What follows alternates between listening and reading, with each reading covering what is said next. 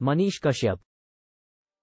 आज हम आपको पत्रकार मनीष कश्यप का जीवन परिचय बताने वाले हैं। हम आपको बिहार एक ऐसे चर्चित चेहरे जिनको लोग उनके अच्छे व्यक्तित्व और ईमानदारी से भ्रष्टाचार के खिलाफ जोरदार आवाज उठाने के चलते सन ऑफ बिहार के नाम से जानने लगे हैं। सन ऑफ बिहार के नाम से प्रसिद्ध पत्रकार मनीष कश्यप के बारे में तो आपने जरूर सुना होगा। इनकी निडर और ईमानदार पत्रकारिता के कारण आज पूरे देश में मनीष कश्यप अपना लोहा मना चुके हैं। मनीष कश्यप बिहार में भ्रष्टाचार के खिलाफ आवाज उठा रहे हैं। ये अपने सच तक न्यूज चैनल के माध्यम से बिहार की अर्थव्यवस्था तथा प्रशासनिक सेवाओं में हो रहे भ्रष्टाचार के खिलाफ डटकर कमियां तथा इनके अंदर हो रही धांधली के बारे में लोगों को बताते हैं। इनकी पत्रकारिता का अंदाज लाखों लोगों को पसंद आता है और इनकी वीडियो को लोग लाखों में देखते हैं तथा कमेंट में भ्रष्ट शासन के खिलाफ कड़ी से कड़ी कार्रवाई करने के लिए बताते रहते हैं। आज इस ईमानदार पुरुष को के बारे में हर एक जानकारी बताएंगे। इस मनीष कश्यप का जन्म। मनीष कश्यप का जन्म 9 मार्च 1991 बिहार के पश्चिम चंपारण जिले के बहुत ही छोटे से गांव डुमरी महनवा में हुआ। मनीष कश्यप के पिता का नाम उदित कुमार तिवारी है, जो भारतीय सेना में कार्यरत है। इनके एक भाई निजी कंपनी में काम करते हैं। मनीष कश्यप विवाहित नहीं है, क्योंकि ये बताते हैं कि मुझ जैसे क्रांतिकारी को कौन अपनी बेटी देगा। मनीष कश्यप का शिक्षा। मनीष कश्यप बचपन से ही पढ़ाई में काफी रुचि लेते थे। ये अपनी स्कूल में होनहार बच्चों की गिनती में आते थे। मनीष कश्यप ने अपनी प्राथमिक शिक्षा अपने गांव से ही 2007 में पूरी की तथा की पढ़ाई 2009 में पूरी करने के बाद महाराष्ट्र आ गए। यहां पर सावित्रीबाई फुले विश्वविद्यालय पुणे से सिविल इंजीनियर की डिग्री 2016 में प्राप्त की थी। इंजीनियर की डिग्री प्राप्त करने के बाद मनीष कश्यप ने कहीं पर भी नौकरी करने की बजाय वापस अपने राज्य बिहार लौट आए और पत्रकारिता को अपना पेशा बनाया। देश में फैले भ्रष्टाचार के खिलाफ अपनी आवाज को सच तक न्यूज के द्वारा बुलंद किया। मनीष कश्यप करियर। जैसा कि मनीष कश्यप को देखकर ऐसा लगता है कि ये बंदा सच्चाई और अच्छाई का बहुत ही बड़ा और मजबूत स्तंभ है, जिसे सिर्फ हिलाने के लिए बड़े बड़ों का पसीना छूट जाएगा। खैर, इस स्तंभ को तोड़ने की बात बहुत दूर की है।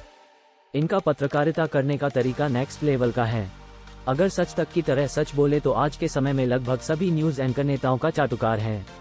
आज के समय में कोई नहीं है सच तक, यानी कि मनीष कश्यप की तरह बिल्कुल खुलकर पत्रकारिता करने वाला एक ऐसा न्यूज एंकर था जिसका मात्र आवाज सुनकर पाकिस्तान तक का पतलून गीला हो जाता था। लेकिन महाराष्ट्र सरकार ने इनकी इस तरह से पतलून गीली की, इस तरह खैरियत पूछी कि ये बब्बर शेर से भींगी हुई बिल्ली बन गए। खैर, आप लोग समझदार हैं, समझ गए होंगे इस देश को मनीष कश्यप की तरह पत्रकारों की जरूरत है, जो नेताओं का चाटुकार न बने और इस देश के लिए काम करे और इस देश के जनता के लिए काम करे और केवल सच्चाई और अच्छाई के लिए ही काम करे। इसको कहते हैं पत्रकारिता, और ये सभी खूबियां मनीष कश्यप में है। दोस्तों, बहुत सारे लोग मनीष जी के निडर और ईमानदार होने के चलते इनकी तुलना पटना के बेस्ट शिक्षक खान सर से करने लगे हैं। लोग कह रहे हैं कि न्यूज में मनीष कश्यप और एजुकेशन में खान सर की कोई सानी नहीं है। मनीष कश्यप ने पत्रकारिता के अलावा 2020 में बिहार में हुए विधानसभा चुनाव में अपनी किस्मत चमकाने के लिए चुनावी मैदान में उतरे। उन्होंने चनपटिया विधानसभा क्षेत्र से निर्दलीय उम्मीदवार के रूप में अपना नामांकन दाखिल किया। इनके चुनाव में उतरने को लेकर कुछ विवाद भी हुआ था, लेकिन मनीष जी ने इन सब बातों पर ध्यान न देते हुए जनता के भलाई के लिए चुनावी समर में मजबूती से कदम रखा। चुनाव के समय दाखिल हलफनामे में इन्होंने बताया था कि इनके खिलाफ वाई कैटेगरी के 6 आपराधिक मामले दर्ज है। इनका चुनावी घोषणा पत्र पूरे बिहार में सबसे अधिक चर्चा का कारण बना था। इन्होंने अपने घोषणा पत्र में कोर्ट से एफिडेविट कराकर शपथ पत्र जारी किया था। इस शपथ पत्र में लिखा था कि मेरे द्वारा किए गए वादे अगर पूरा करने में असफल रहा तो जनता मुझ पर मुकदमा कर सकती है। लेकिन इतने ईमानदार छवि होने के बावजूद इनको चुनाव में हार का सामना करना पड़ा था। मनीष कश्यप और खान सर का संबंध। मनीष जी भी खान सर के बारे में कहते हैं कि मैं भले ही खान नहीं हूँ, लेकिन मैं इस खान की बहुत इज्जत करता हूँ। ये सच भी है कि ये दोनों अपने अपने क्षेत्र के महारथी है। मनीष कश्यप, सच तक न्यूज नेटवर्क। अक्सर जो लोग ईमानदारी के साथ कोई काम करते हैं, लोगों का मदद करते हैं, उनका नाम किसी न किसी विवाद से जरूर जोड़ दिया जाता है। इनके साथ भी ऐसा ही होता है। निडर होकर सरकार और उनके प्रशासन का सच बताने के लिए लोग उन पर दबंगई और जबरदस्ती करने का आरोप लगाते हैं। कई लोग कहते हैं कि वे कैमरा के आड़ में अधिकारियों से बदतमीजी करते हैं। हाल ही में SMA टाइप 1 नामक विशेष बीमारी से पीड़ित बिहार के पटना के एक छोटे से बच्चे आयांश के लिए अपने न्यूज चैनल के माध्यम से लोगों को सहायता करने के लिए प्रेरित करने के लिए लोग उन पर तरह तरह के इल्जाम लगा रहे हैं। दरअसल में इस बीमारी के लिए 16 करोड़ रुपए का एक इंजेक्शन लगता है, लेकिन आयांश के माता पिता के पास आयांश के इलाज के लिए इतने पैसे नहीं है, जिसके कारण वे लोगों से मदद करने की अपील कर रहे हैं। यही बात मनीष जी ने अपने न्यूज के माध्यम से लोगों को कही, जिसके बाद लोग उनको आयांश के नाम पैसा ठगी करने का आरोप लगा रहे हैं। जिसके बाद मनीष जी ने सबके सामने आकर इन आरोपों को निराधार बताया और कहा कि जो लोग किसी का मदद नहीं कर सकते हैं वही लोग इस तरह के बेबुनियाद आरोप किसी पर लगाते हैं।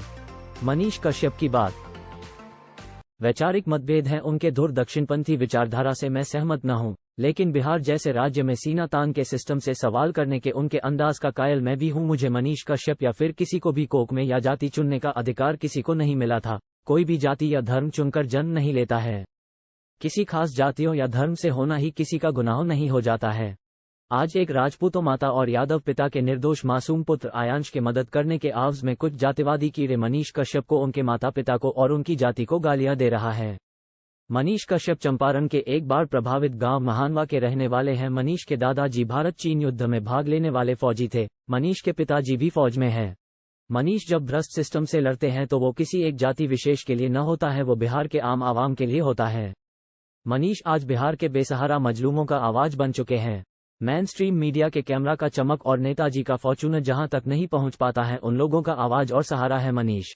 मैंने भी सुना है, चुना नहीं है, कि मैं भूमिहार हूं और मनीष भी उसी भूमिहार समुदाय से आते हैं। आज चंद जातिवादी कीड़े मनीष को भूमिहार होने के वजह से गालियां दे रहे हैं। उन लोगों से मैं निवेदन पूर्वक कहना चाहता हूं कि मनीष का वैचारिक विरोध कीजिए, कोई समस्या नहीं है, लेकिन अगर आप मनीष का भूमिहार होने के वजह से विरोध करेंगे तो उन लोगों से डंके की चोट पे मैं और मेरा समाज कह देना चाहता है कि जब तक आप हमारे जाति धर्म के अस्मिता का सम्मान करेंगे तभी तक आप सम्मान के हकदार बने रहेंगे। यदि आपने हमारी निजता में हस्तक्षेप किया तो ये समाज आपको करारा जवाब देगा, चाहे आप कोई भी हो।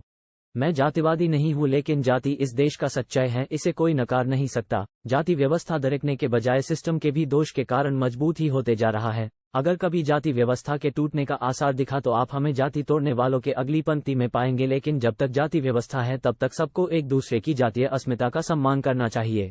मनीष से वैचारिक सवाल कीजिए, वैचारिक विरोध कीजिए, लेकिन अगर आप मनीष का भूमिहार होने के वजह से विरोध कीजिएगा, उनकी मां बहन को गालियां दीजिएगा, तो फिर हम समझेंगे कि आप मनीष के ही नहीं बल्कि हम सभी के मां बहन को गालियां दे रहे हैं और फिर करारा जवाब मिलेगा आपको। मनीष आपके हमारे हम सब के लिए भ्रष्ट सिस्टम से लड़ रहे हैं, उनको लड़ने दीजिए, तभी एक सुंदर बिहार का निर्माण होगा। अपने कुंठित झूठे जातिवादी दम गुमान के कारण मनीष को जाति के दलदल में मत घसीटिए। जय हिंद, जय बिहार।